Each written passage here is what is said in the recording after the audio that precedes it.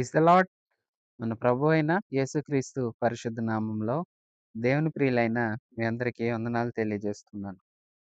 ఈ సమయమందు మనం హెబ్రీయులకు రాసిన పత్రిక 9వ అధ్యాయాన్ని ధ్యానం చేసుకుందాము.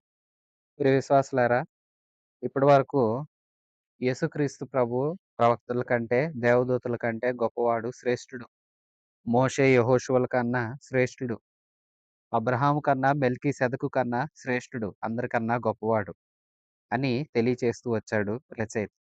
ఈ 9వ అధ్యాయంలో పాత నిబంధన యాజకులకు, అలాగే క్రొత్త నిబంధన యాజకుడైన క్రీస్తుకి వ్యత్యాసం గత అధ్యాయంలో చూపించాడు. ఇప్పుడేమో పాత నిబంధన యాజకుల సేవా పరిచర్య ఎట్లా ఉంటుంది, క్రొత్త నిబంధన యాజకుడు, ప్రధాన యాజకుడైన క్రీస్తు పరిచర్య ఎలా ఉంటుంది, ఆ పరిచర్య కన్నా ఈ పరిచర్యలో శ్రేష్టత ఏముంది, ఆ పరిచర్య ఎలా ఉంటుంది, ఈ పరిచర్య ఎలా ఉంటుంది, పాత క్రొత్త నిబంధనల పరిచర్యలలోని వ్యత్యాసాన్ని ఈ 9వ అధ్యాయంలో చూపిస్తూ ఉన్నాడు రచయిత. క్రొత్త నిబంధన పరిచర్య శ్రేష్టం. పాత నిబంధన పరిచర్య అర్చనాచారాదులు అంత ఆచారంతో ఉంటాయి. కానీ క్రొత్త నిబంధన పరిచర్య ఆత్మతో సత్యముతో ఆరాధించేది అయి ఉంటుంది. పాత నిబంధన అక్షరార్థంగా కేవలం ఆచారంగా పాటించేదిగా ఉంటుంది. క్రొత్త నిబంధన పరిచర్య అయితే మనస్సాక్షితో సంబంధం కలిగినదై ఆత్మతో సత్యంతో ఆరాధిస్తాము. క్రమం మారుతుంది, పద్ధతి మారుతుంది, అంతా శ్రేష్టమైన మార్పులు ఉంటాయి. వివరాలు హెబ్రీ పత్రిక 9వ అధ్యాయం 1వ వచనం నుంచి. మొదటి నిబంధన అయితే సేవా నియమములను, ఈ లోక సంబంధమైన పరిశుద్ధ స్థలమును ఉండెను. ఎలాగనగా మొదట ఒక గుడారం ఏర్పరచబడెను. అందులో దీపస్తంభము, బల్ల, దాని మీద ఉంచబడిన రొట్టెలు ఉండెను. దానికి పరిశుద్ధ స్థలమని పేరు. రెండవ తెరకు ఆవల అతి పరిశుద్ధ స్థలమను గుడారం ఉండెను. అందులో సువర్ణ ధూపార్తియు అంతటను బంగారు రేకులతో తాపబడిన నిబంధన మందసమును ఉండెను. ఆ మందసంలో మన్నా గల బంగారు పాత్ర, చిగురించిన అహరోను కర్ర, నిబంధన పలకలు ఉండెను. దానిపైని కరుణాపీఠమును కమ్ముకొని ఉన్న మహిమగల కెరూబులుండెను. వీటిని గురించి ఇప్పుడు వివరంగా చెప్ప వల్ల పడదు. ఇవి ఇలాగూ ఏర్పరచబడినప్పుడు యాజకులు సేవ చేయుచు నిత్యము ఈ మొదటి గుడారంలో వెళ్ళుదురు. కానీ సంవత్సరమునకు ఒకసారి మాత్రమే ప్రధాన యాజకుడు ఒక్కడే రక్తము చేత పట్టుకుని రెండవ గుడారంలోనికి ప్రవేశించును. ఆ రక్తము తన కొరకును, ప్రజల అజ్ఞాన కృతముల కొరకును అతడు అర్పించును. దీనిని బట్టి ఆ మొదటి గుడారం ఇంకా నిలిచి ఉండగా అతి పరిశుద్ధ స్థలములో ప్రవేశించు మార్గము బయలుపరచబడలేదని పరిశుద్ధాత్మ తెలియజేయుచున్నాడు. ఆ గుడారం ప్రస్తుత కాలమునకు ఉపమానముగా ఉన్నది. ఈ ఉపమానార్థమును బట్టి మనసాక్షి విషయంలో ఆరాధకునికి సంపూర్ణ సిద్ధి కలగ చేయలేని అర్పణలను, బలులు అర్పించబడుచున్నవి. ఇవి దిద్దుబాటు జరుగు కాలం వచ్చు వరకు విధింపబడి అన్నపానములతోనూ నానా విధములైన ప్రక్షాళనలతోనూ సంబంధించిన శరీర ఆచారములు మాత్రమై ఉన్నవి. అయితే క్రీస్తు రాబోవుచున్న మేలుల విషయమై ప్రధాన యాజకుడిగా వచ్చి తానే నిత్యమైన విమోచన సంపాదించి హస్తకృత్యములు కానివి అనగా ఈ సృష్టి సంబంధము కానివి మరి ఘనమైనవియు పరిపూర్ణమైనవియునైన గుడారము ద్వారా మేకల యొక్కయు కోడెల యొక్కయు రక్తముతో కాక తన స్వరక్తంతో ఒకసారే పరిశుద్ధ స్థలములో ప్రవేశించెను. ఎలయనగా మేకల యొక్కయు ఎడ్ల యొక్కయు రక్తము మైలు పడిన వారి మీద ఆవు దూడ బూడిద చల్లుటయు శరీర శుద్ధి కలుగునట్లు వారిని పరిశుద్ధపరచిన ఎడల నిత్యుడగు ఆత్మ ద్వారా తన్ను తాను దేవునికి నిర్దోషిగా అర్పించుకొనిన క్రీస్తు యేసు రక్తము నిర్జీవ క్రియలను విడిచి జీవము గల దేవుని సేవించుటకు మీ మనస్సాక్షిని ఎంతో ఎక్కువగా శుద్ధి చేయును. ఈ హేతు చేత మొదటి నిబంధన కాలంలో జరిగిన అపరాధముల నుండి విమోచన కలుగుటకై ఆయన మరణము పొందినందున పిలువబడిన వారు నిత్యమైన స్వాస్థ్యమును గూర్చిన వాగ్దానములు పొందు నిమిత్తం ఆయన క్రొత్త నిబంధనకు మధ్యవర్తి అయి ఉన్నాడు. మరణ శాసనం ఎక్కడుండెనో అక్కడ మరణ శాసనము వ్రాసిన వాని మరణము అవశ్యం. ఆ శాసనము వ్రాసిన వాడు మరణం పొందితేనే అది చెల్లును. అది వ్రాసిన వాడు జీవించుచుండగా అది ఎప్పుడైనా చెల్లునా? ఇందుచేత మొదటి నిబంధన కూడా రక్తం లేకుండా ప్రతిష్ఠింపబడలేదు. ధర్మశాస్త్ర ప్రకారం మోషే ప్రతి ఆజ్ఞను ప్రజలతో చెప్పిన తర్వాత ఆయన నీళ్లతోనూ, రక్తవర్ణము గల గొర్రెబొచ్చుతోనూ, హిస్సోపుతోనూ, కోడెల యొక్కయు, మేకల యొక్కయు రక్తం తీసుకొని, దేవుడు మీ కొరకు విధించిన నిబంధన రక్తమిదే అని చెప్పుచు గ్రంథం మీద, ప్రజలందరి మీద ప్రోక్షించెను. అదే విధముగా గుడారం మీదను, సేవ పాత్రలన్నిటి మీదను రక్తము ప్రోక్షించెను. మరియు ధర్మశాస్త్ర ప్రకారము సమస్త వస్తువులను రక్తం చేత శుద్ధి చేయబడిననియు, రక్తము చిందించకుండా పాప క్షమాపణ కలుగుదనియు సామాన్యంగా చెప్పొచ్చు. పరలోకమందున్న వాటిని పోలిన వస్తువులను బట్టి బలుల వలన శుద్ధి చేయబడవలసి ఉండెను గాని, పరలోక సంబంధమైన వీటికంటే శ్రేష్టమైన బలులను శుద్ధి చేయబడవలసి ఉండెను. అందువలన నిజమైన పరిశుద్ధ స్థలమును పోలి హస్తకృత్యమైన పరిశుద్ధ స్థలములలో క్రీస్తు ప్రవేశించలేదు. గాని ఇప్పుడు మన కొరకు దేవుని సముఖమందు కనబడుటకు పరలోకమందే ప్రవేశించెను. అంతేకాదు ప్రధాన యాజకుడు ప్రతి సంవత్సరము తన్నది కాని రక్తం తీసుకొని పరిశుద్ధ స్థలంలోనికి ప్రవేశించినట్లు ఆయన అనేక పర్యాయములు తను తాను అర్పించుకొనుటకు ప్రవేశించలేదు. ఇట్లైన యెడల జగత్తు పునాది వేయబడినది మొదలుకొని ఆయన అనేక పర్యాయాలు శ్రమ పడవలసి వచ్చెను. అయితే యుగములు సమాప్తియందు తన్ను తానే బలిగా అర్పించుకొనుట వలన పాప నివారణ చేయుటకై ఒక్కసారే ప్రత్యక్ష పరచబడెను. మనుషులు ఒక్కసారే మృతి పొందవలెనని నియమించబడెను. ఆ తర్వాత తీర్పు నొందును.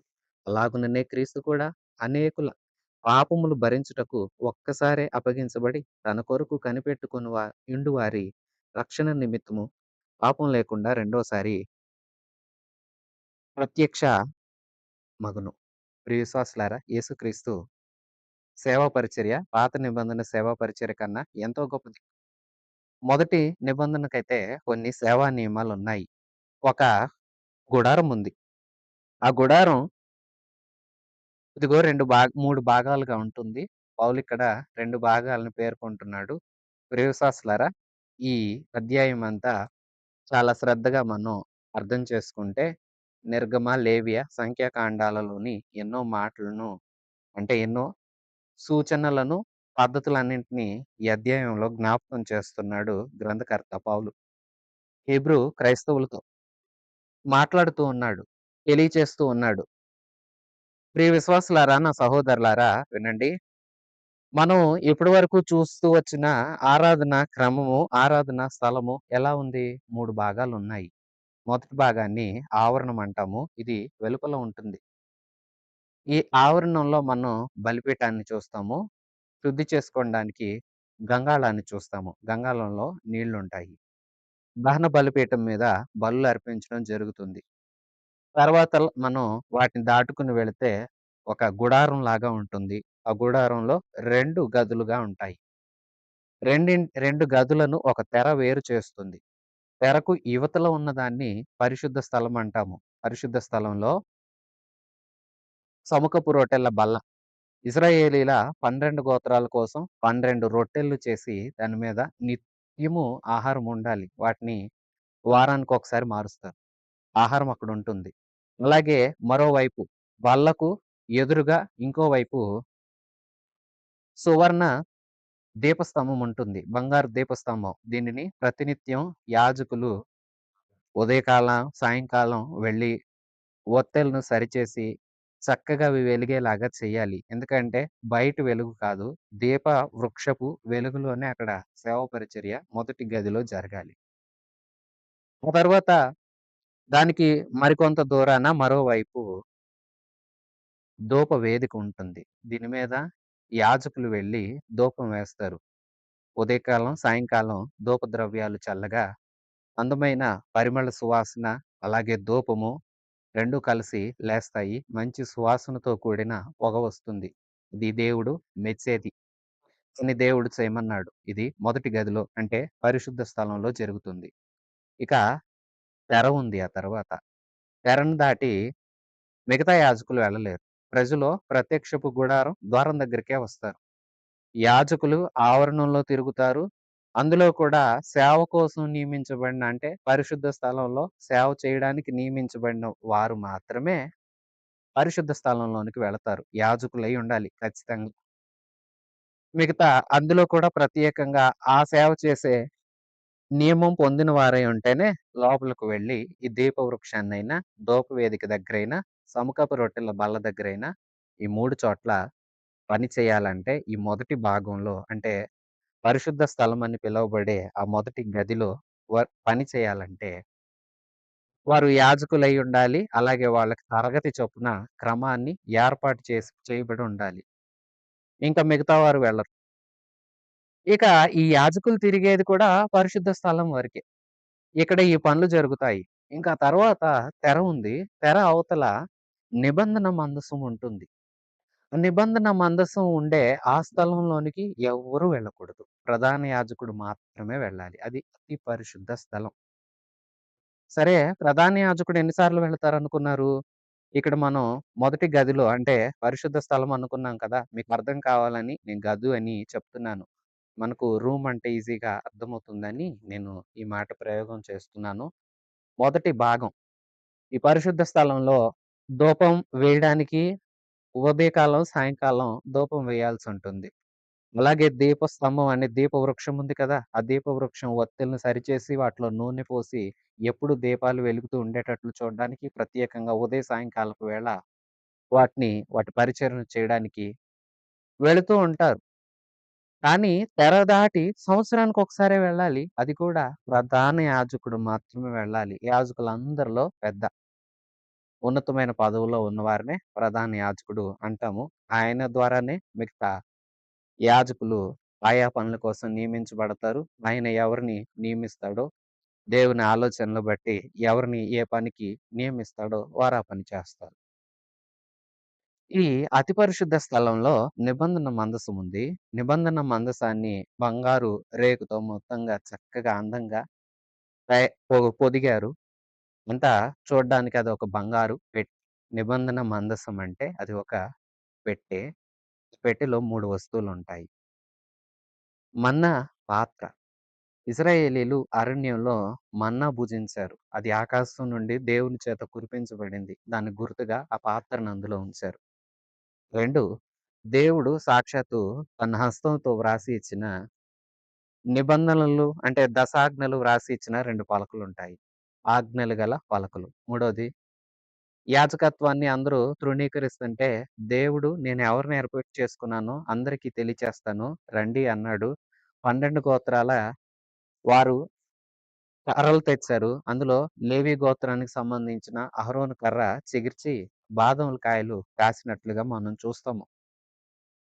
ఆ కర్రను దేవుడి ఏర్పాటుకు సూచనగా ఉండాలని ఆ కర్రను కూడా నిబంధన మందసంలో ఉంచారు. ఇక నిబంధన మందసం అనే ఈ పెట్టెను మోస్తాము. దానికొక మూత ఉంటుంది కదా! ఆ మూతనే కరుణాపీఠం అని పిలుస్తాము. ఆ మూత మీద కుడివైపున ఒకటి, ఎడమ వైపున ఒకటి 2 కెరూబులు ప్రతిమలు చేయబడ్డాయి. ఆ కెరూబులు మధ్యలో ఆ కరుణాపీఠం మీద దేవుడు వెలుగుగా ప్రత్యక్షమై, మహిమతో ప్రత్యక్షమై, సంవత్సరానికి ఒకసారి వెళ్ళే యాజకునితో, ఇది కూడా ప్రధాన యాజకునితో మాట్లాడతారు. ఇది పాత నిబంధన సేవా పరిచర్య. అంతే అనుకున్నారా? ఇదేమో లోపల సేవా పరిచర్య. ప్రధాన యాజకుడు వెళ్ళేటప్పుడు తన చేతితో రక్తాన్ని తీసుకొని వెళ్ళాలి. ధూపార్తిని తీసుకొని వెళ్ళి ఆ అతి పరిశుద్ధ స్థలంలో ధూపం వేస్తాడు. అలాగే తన కోసము, ప్రజల కోసము, ప్రాయశ్చిత్తం కోసం బలిని అర్పిస్తారు. ఆ బలి యొక్క రక్తాన్ని తన కోసం, అలాగే ప్రజల కోసం అర్పించబడిన బలి రక్తాన్ని తీసుకొని వెళ్ళి దేవుని సముఖమందు సంవత్సరానికి ఒకసారి ప్రాయశ్చిత్త దినాన అతి పరిశుద్ధ స్థలంలో నిలవవలసి ఉంటుంది. ఈ ప్రజల్లో ఏమన్నా తప్పిదాలు జరిగినా వచ్చిన సేవకుడు దేవుడు యోగ్యుడిగా ఎంచకున్న అంటే అతడే పాపపు జీవితంలో ఉండి ప్రజలందరి పక్షంగా ఇలాగ చేస్తూ ఇలాంటి కారణాలేమన్నా ఉంటే వెళ్ళిన వ్యక్తి బయటికి తిరిగి రాడు. అక్కడే చనిపోతాడు. తద్వారా దేవుడు ఏం తెలియచేసాడో ఆ సమాచారం కూడా తెలీదు. మరలా ఇంకొక వ్యక్తి నియమించబడ్డా సమాచారం తెలియాలన్నా, మరలా అలాగ వెళ్ళాలన్నా అంటే ఈ పద్ధతిలో మరలా సంవత్సరం పడుతుంది. ఇలాంటి ఒక పద్ధతుంది పాత నిబంధనలో. అంతేకాదు మనుషులు ఏ పాపం చేసినా నియమించబడిన కోడెనో, కోడెదూడనో లేదంటే పావురాన్ని, గువ్వను ఇలా తీసుకొనొచ్చి మేక, గొర్రెపిల్ల వీటిలో ఏవైతే ఏ బలి కోసం ఏది చెప్పాలి, ఏది ఇవ్వాలని ధర్మశాస్త్రమందు నియమించారో, యాజకుడు దేన్నైతే ప్రతిపాదిస్తాడో వాటిని తీసుకొని ప్రత్యక్షపు గుడారం ద్వారం దగ్గరికి ప్రజలు వెళ్తే, ప్రజలు తీసుకువచ్చిన ఆ బలి పశువుల మీద తీసుకువచ్చిన వారి చేతులుంచి అంటే వారి పాపం వారు హస్తం ఆ జంతువు పైన పట్టించి అంటే మీ పాపం ఈ జంతువు మీదకు వచ్చింది. అంటే మీకు ప్రతిగా ఈ జంతువు చనిపోతుంది అనే గుర్తుగా ఇలా చేస్తారు. అలాగే ఎవరైతే పాపం చేశామని బలి పశువుని తీసుకొచ్చారో, ఆ పశువు మీద తమ చేతినుంచారో, ఉంచిన తర్వాత ఆ బలి పశువుని సేవకులు తీసుకొని వెళ్లి దాన్ని తల ఖండించి రక్తాన్ని తీసుకుంటారు. ఇక ఆ రక్తంతో ఏ బలికి ఎలాంటి నియమాలు చెప్పబడ్డాయో, ఆ నియమాలు చెప్తారు. కొన్ని అల్లాడించు బలి అనుంది, దహనబలుంది. కొన్నైతే సర్వాంగ బలులు అంటే మొత్తం దహించాలి. కొన్నైతే కొన్ని భాగాలను తీసి, కొన్ని భాగాలను మట్టుకే దహించాలి. అలాగూ రకరకాల పద్ధతులున్నాయి. ఈ పద్ధతుల్లో ఏవైతే ఏ బలి కోసం నియమించబడ్డాయో వాటిని చేస్తారు. అయితే మొత్తంగా పాప క్షమాపణ పొందినట్లుగా వారు విశ్వసిస్తారు. దేవుడు కూడా అలాంటి నియమాన్ని పెట్టాడు. నియమం పెట్టడం వెనుక ఉద్దేశం రక్తం చిందించబడుతుంది. నా వలన ఇదిగో ఒక బలి జరిగిందే. నా వలన ఒక జంతువు తన రక్తాన్ని చిందించవలసొచ్చింది. ఈ తప్పు నాది కదా! అనే గ్రహింపులోనికి వచ్చి మనిషిలో మార్పు వస్తుందన్న ఒక ఉద్దేశం. రెండోది ఈ బలులన్నీ క్రీస్తుని సూచిస్తూ ఉన్నాయి. అందుకోసం ఈ పద్ధతులు ఏర్పాటు చేయబడ్డాయి. ఇలాగా రక్తాన్ని తీసుకొని వెళ్లి అతి పరిశుద్ధ స్థలంలో నిలవటం. అలాగే ప్రజలందరూ ప్రాయశ్చిత్త దినం అని ఉంటుంది. సంఖ్యాకాండం 19వ అధ్యాయంలో వివరాలుంటాయి. అక్కడ ఎర్రని పెయ్యి అని ఉంటుంది. ఇక ఎర్రని పెయ్యిని తీసుకొని, ఆ ఎర్ర పెయ్యిని శిబిరం బయటకు తీసుకొని వచ్చి ప్రధాన యాజకుడు చూస్తూ ఉండగా వాని తలను నరికి రక్తాన్ని చిందిస్తారు. కళేబరాన్నంతా తీసుకొని వెళ్లి బలిపీఠం మీద దహిస్తారు. దహించిన ఆ యొక్క బూడిదను తీసుకొనొచ్చి నీళ్ళలో కలిపి ప్రజల మీద చల్లుతారు. ఇలా చాలా రకాల పద్ధతులున్నాయి.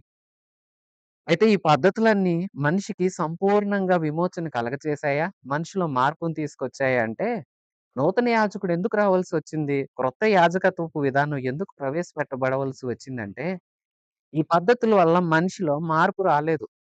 ధర్మశాస్త్రాన్ని మీరుతున్నారు. దేన్నో ఒక దాన్ని బలి ఇస్తున్నారు. వారి మనస్సులో మార్పు రాట్లా. చివరకు ఈ ఆరాధన క్రమం దేవుడు ఇదొక ఆరాధన క్రమంగా వారికి అనుగ్రహిస్తే, ఈ ఆరాధన క్రమం కాలక్రమేణా ఆచారం అయిపోయింది. పద్ధతి అయిపోయింది. తప్పు చేయడం, ఒప్పుకోవడం, ఏదో ఒకటి అర్పించడం పరిపాటి అయిపోయింది. అంతేకాదు దేవుడికి కూడా వీరు దగ్గర అవ్వట్లేదు సరికదా! దేవునికి ప్రజలకు మధ్యలో ఉన్న ఈ యాజకులు తమ ధర్మం ఎలా నియమించాలో అలా నియమిస్తున్నారు. అంతేగాని ప్రజల్లో పరివర్తన రాట్లా. దేవునికి దగ్గర కాలేకపోతున్నారు. అందుకే ఈ విధానాన్నంతా కొత్త నిబంధన ద్వారా ప్రభువైన యేసుక్రీస్తు ద్వారా దేవుడు మార్చాడు. ఇప్పుడు క్రీస్తునందు ఇవేవీ లేవు. క్రీస్తునందు ఇదిగో ఇక్కడ ఈ ఇశ్రాయేలు ప్రజలు చేసిందంతా, ఈ యాజకులు చేసిన పరిచర్య అంతా ఛాయ మాత్రమే. పరలోకంలో ఉన్న అతి పరిశుద్ధమైన ఆరాధన క్రమానికి, పరలోకమందు దేవుడు ఏర్పాటు చేసిన పద్ధతులన్నింటికి ఒక సూచన మాత్రమే అన్నీ యేసునే సూచిస్తాయి. యేసు ద్వారానే రక్షణ. ప్రత్యక్షపు గుడారం అంతా యేసునే సూచిస్తుంది. అందులో వాడబడిన ప్రతి వస్తువు అందులో గుడారానికి ఏ తెరలు వాడాలో, తెరలకు ఏ తోళ్లను తీసుకోవాలో, ఏ దారాలు అంటే ఏ రంగు తీసుకోవాలో, అలాగు వారు ఏర్పాటు చేసిన ఆ గుడారం తెరలే కానివ్వండి, వాడిన తుమ్మకర్ర కానివ్వండి, అందులోని చెప్పబడ్డ ఈ వస్తువులు కొన్నింటిని ప్రత్యేకంగా ఇందులో పేర్కొని వీటి గురించి చెప్పవల్లపడదంటే చాలా వివరాలున్నాయి. సమయం సరిపోదన్నట్లుగా పౌలు అక్కడికి కుదించి మాట్లాడాడు కదా! అందులో ఏదన్నా మనం చూస్తే అన్నీ యేసు ప్రభువునే సూచిస్తున్నాయి. ఇప్పుడు యేసు ప్రభు యూదా గోత్రికుడు అయిన మెల్కీసెదెకు క్రమంలో దేవుని చేత వాగ్దానం చేయబడ్డాడు. ఈయన యోగ్యుడు. ఈయన యోగ్యత ఏంటంటే సిలువనందు తాను మరణించాడు. కోడెల రక్తాన్ని తీసుకొని వెళ్ళలేదు. ఎడ్ల రక్తాన్ని తీసుకొని వెళ్ళలేదు. ఎర్రపేయిని దహించి, వధించి, దాన్ని దహించి, దాని బూడిదను తీసుకొని ఎవరి మీదో చల్లలేదు. ఏ పాపం లేని నిష్కల్మషుడైన పరిశుద్ధుడు ఆయన రక్తాన్నే బలిగా, బలియాగంగా అందరి విమోచనకు క్రయధనంగా ఆయన చెల్లించాడు. ఒక శాసనం రాయబడింది. ఒక వీలునామా రాస్తారు. వీలునామా ఎప్పుడు అమల్లోకొస్తుందంటే, రాసిన వ్యక్తి మరణించాక అమల్లోకొస్తుంది కదా! అలాగే ఈ పాత నిబంధన పద్ధతంతా వ్రాసిన దేవుడే నరుడుగా వచ్చి, నరుడుగా మరణించి, క్రొత్త పద్ధతిని ఇప్పుడు ప్రవేశపెడుతున్నాడు. ఇప్పుడు ఆచారయుక్తమైన బలులు లేవు. ఆత్మతో, సత్యంతో ప్రతి మనిషి హృదయమారా ఆరాధించాలి. ఏదో బలి అర్పించాము ఇంక అంతే అయిపోయింది అనుకోడానికి లేదు. ఇప్పుడు క్రీస్తులోనికి వస్తాము. క్రీస్తు తన ఆత్మ ద్వారా ప్రతి మనిషిలో ఉన్న లోపాలన్నింటిని తన వాక్కుల ద్వారా సరిచేస్తాడు. ఎర్ర పెయ్యి యేసుక్రీస్తుకే సాదృశ్యం. ఎరుపు మన పాపాలకు సాదృశ్యం. ఎరుపు పాపానికి సాదృశ్యం. ఎర్రని పెయ్యి అంటే దేవుడే మన పాపాలన్నింటిని తన మీద మోసుకొని పాప పరిహారార్థ బలిగా మన కోసం ఆయన మరణించాడు. ఆ బలిని తీసుకొని వెళ్లి దహించి బూడిద నీళ్ళలో చల్లుతారు. నీరు వాక్యానికి సాదృశ్యం. శుద్ధీకరణ చేయడానికి దాన్ని అందరి మీద ప్రోక్షణ చేస్తారు.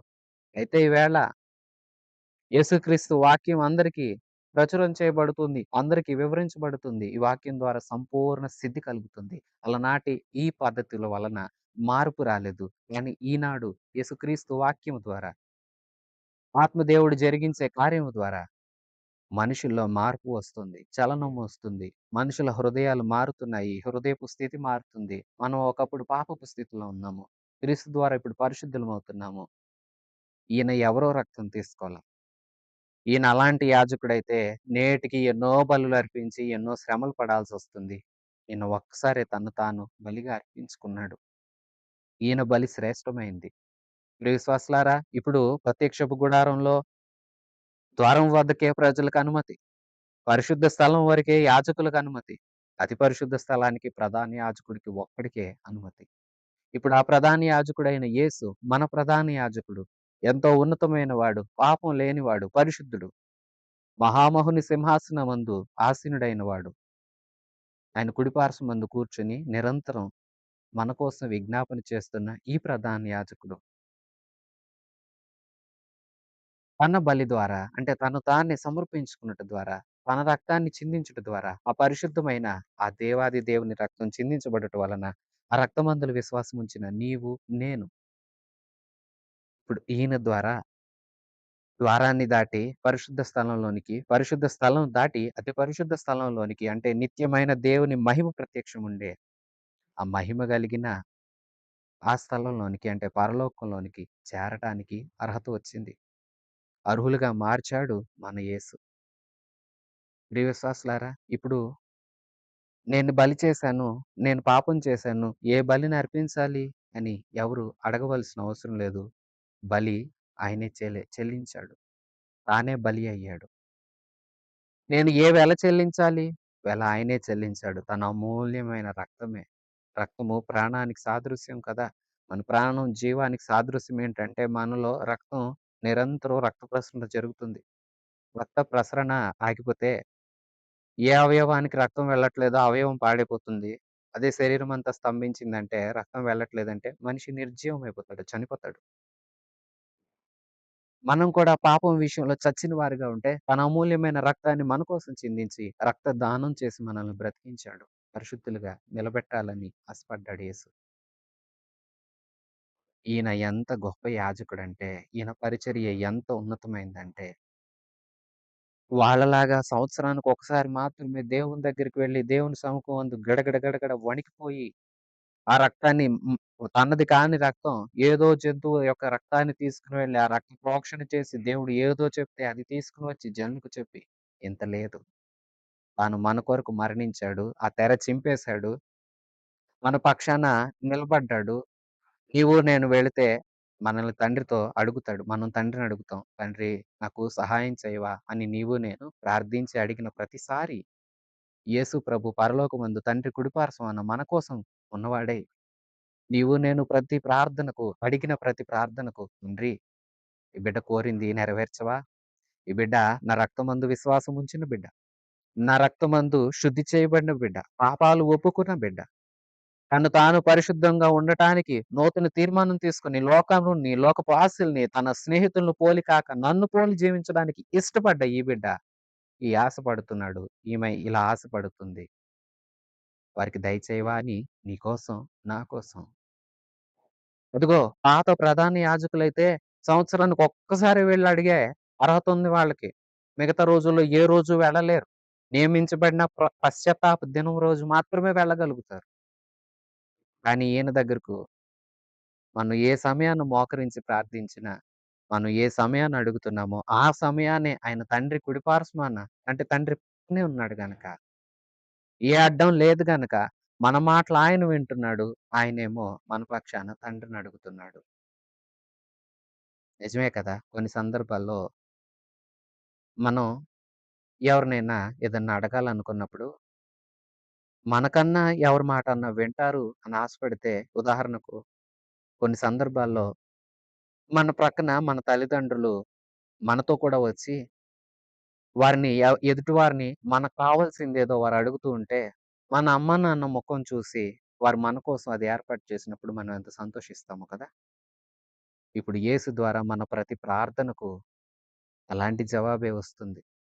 తండ్రి నీ నా ముఖం చూడడం కన్నా, నా ప్రియ కుమారుడు లోకమంతటి పాపం కోసం తన్ను తానే బలిగా అర్పించి, రక్తాన్ని చిందించి, అందరిని శుద్ధి చేసి తండ్రికి ఒక రాజ్యముగా, ఒక యాజక సమూహంగా, ఒక సొత్తైన ప్రజగా ఉండునట్లుగా, భూలోకంలో అన్ని వంశాల్లో నుండి, అన్ని జాతుల్లో నుండి, అన్ని తరాల్లో నుంచి ఎందరినో సంపాదించాడే. ఈయన తండ్రిని అడిగితే మన పక్షంగా, తండ్రి ఎంతో నిశ్చయంగా మనకు సహాయం చేస్తాడు కదా! ఈ ప్రధాన యాజకుడు ఎంత గొప్పవాడు చూసారా? వారు నిరంతరం ఏదో ప్రక్రియ ఆచారంగా చేసేవారు. ఈయన ఒకేసారి చేశాడు. పూర్తిగా చేశాడు. సంపూర్ణంగా చేశాడు. వాళ్ళు చేసిన పద్ధతులు ఎవరిలో మార్పు తీసుకురాలేకపోయాయి. పద్ధతులు మాత్రమే మిగిలిపోయాయి. కానీ ఈయన శ్రేష్ఠుడు. ఈయన చేసిన త్యాగం నేటికి ఎందరో గుండెలను కరిగిస్తుంది. రాతి గుండెలను సైతం పగలగొట్టి, మాంసపు గుండెలుగా చేసి, ఇదిగో నా ఇష్టం, నాది అంటూ గర్వమెక్కి, గర్వంతో గర్వించి, మాకెవ్వరు పట్టరని తిరుగుతున్న వాళ్ళని సైతం వారిని సైతము మోకాళ్ళ మీద కూర్చొండబెడుతుంది సజీవుడైన దేవుని శక్తి, దేవుని వాక్యం, దేవుని శిలువ త్యాగం. ఎందరో బండలు లాంటి, రాతి గుండెల లాంటి మనుషులు కరిగిపోయారు. యేసు పాదాల యొద్ద సాగిలపడ్డారు. నీవు మా ప్రభువు, నీవు మా దేవుడవు, నీవు మాకై త్యాగం చేశావు అంటూ కన్నీరు కార్చి విలపించారు ఎందరో భక్తులు. ఈయన యాజకత్వం ఎంతెంతో శ్రేష్టమైంది. నిత్యమైన యాజకుడు. మనుషులందరూ ఒకసారి చనిపోతారు. చనిపోయిన పిదప అందరూ తీర్పులోనికి వెళతారు. యేసుక్రీస్తు ప్రభు మన కోసం చనిపోయాడు. మన శిక్ష నుండి తప్పించడానికి మన కోసం ఆయన శిక్షను అనుభవించాడు. ఈయన రెండోసారి ప్రత్యక్షం కాబోతున్నాడు. అది మహిమ ప్రత్యక్షం.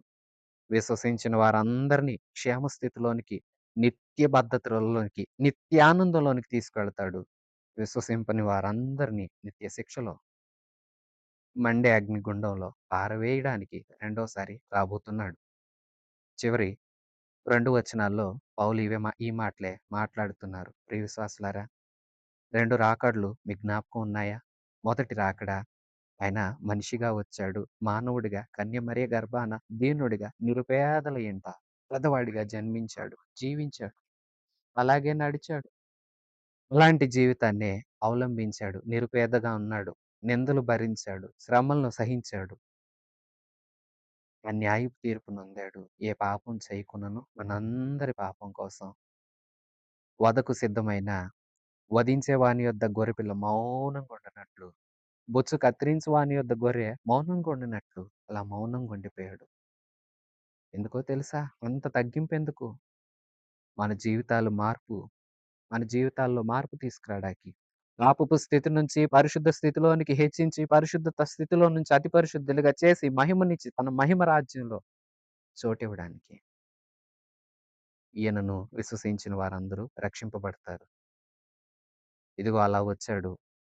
తను మరణించాడు. 33.5 సంవత్సరాలు ఈ భూమి మీద మనలాగే తిరిగాడు. ఆయన పాదాలు ఈ భూమి మీద నడిచాయి.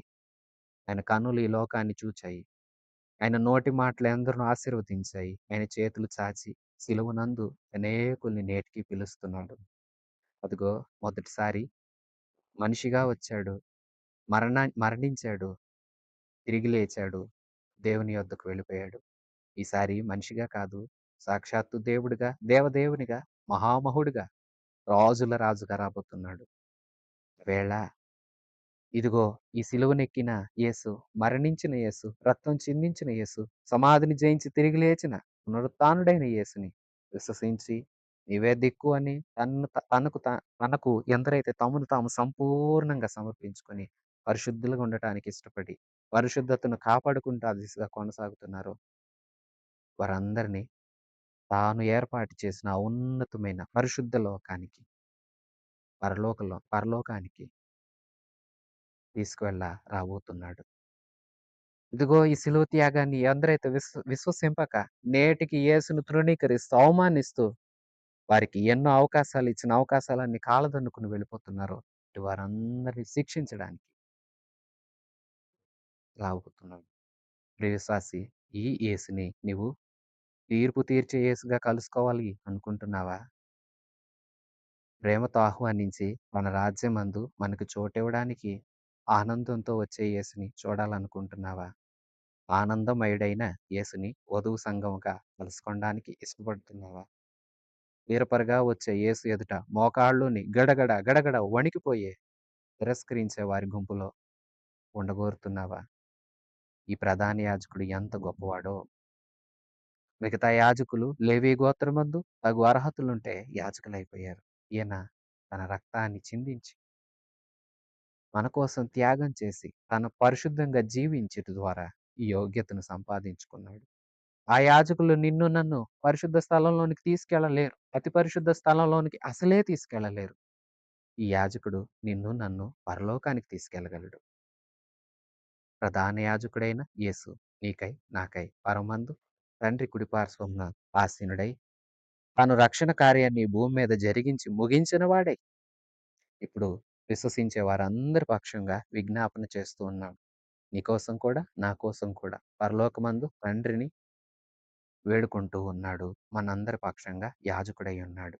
ఈ ప్రధాన యాజకుడైన క్రీస్తు ద్వారా నీవు నేను పరలోకం వెళ్ళగలుగుతాం. మరి ప్రియ విశ్వాసి, నీవు రక్షింపబడ్డావా? ఇంత గొప్ప యాజకుణ్ణి ఆత్మతోనూ సత్యంతోనూ ఆరాధిస్తున్నావా? అయితే సంతోషించు. యేసు నేడో రేపో రాబోతున్నాడు. సంపూర్ణంగా సిద్ధపడు. సంపూర్ణ సిద్ధిలోనికి ఎదుగు. రక్షింపబడని విశ్వాసులారా, రక్షణ కోసమై తీర్మానం తీసుకొనండి. బాప్తిస్మం పొందండి. ప్రభు రాకడ వచ్చేస్తుంది. సిద్ధపడ్డవారు ఈ ప్రధాన యాజకుడితో కూడా వెళ్లి యుగయుగాలు ఆనందిస్తారు. సిద్ధపాటు లేనివారు భూమి మీద విడవబడతారు. సిద్ధపడండి. సమయం ఉండగానే సిద్ధపడండి. రక్షింపబడండి. రక్షింపబడిన వారమై, రక్షణను కాపాడుకున్న వారమై, పరిశుద్ధంగా జీవించే వారమై, ప్రధాన యాజకుడు వచ్చి మనందరినీ తండ్రి యొద్దకు తీసుకువెళ్ళే అశుభ గడియ కోసం నిరీక్షిస్తూ ముందుకు సాగుదాము. మన ప్రభు అయిన యేసుక్రీస్తు కృప, తండ్రి అయిన దేవుని పరమ ప్రేమ, పరిశుద్ధాత్మ దేవుని సన్నిధి సహవాసం మనందరికీ సదాకాలం తోడై ఉండి నడిపించునుగాక. ఆమెన్. God bless you.